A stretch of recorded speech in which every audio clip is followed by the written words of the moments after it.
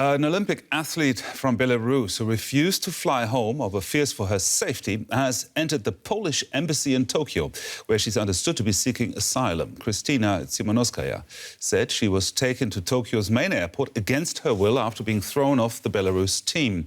She had criticized her coaches. Belarusian officials blamed what they called her emotional and psychological condition for that decision.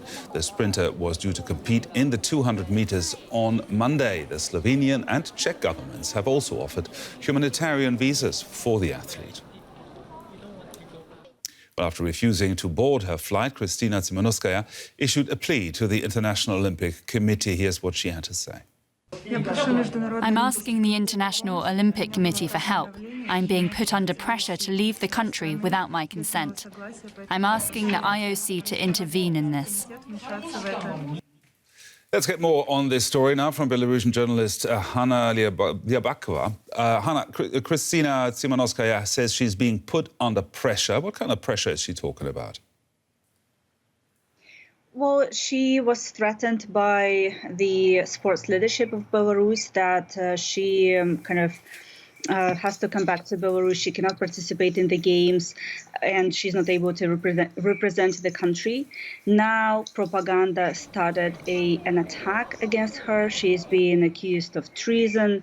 She's been accused of making the reputation of the country really bad, making the leadership of the country looking really bad. So that's kind of a lot of issues happening right now around Krystsina in Belarus. So, what is the role of professional sports in Belarus? Is it important for the state? Well, sports is really important for Alexander Lukashenko. For years, he has been presenting himself as a chief athlete in Belarus. As you might remember, 1 year ago, when the first wave of the pandemic started, he even said that ice hockey is a cure for the coronavirus.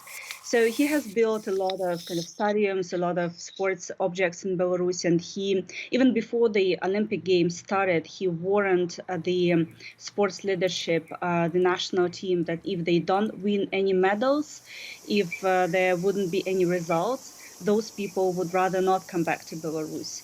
So he uses sports as a propaganda tool in the country. Talking about propaganda, how is this being reported, this case being reported by the state media in Belarus? So state media is now reporting that it was basically a provocation by Krystsina Tsimanouskaya, that it was planned in advance, that she was trained, educated in Belarus, and you see how she's now paying back.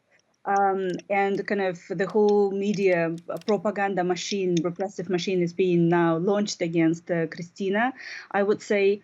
And it all forced her husband, who was still in Belarus, to leave the country, to flee for Ukraine, because he also he's scared of some prosecution, he's scared of some arrest.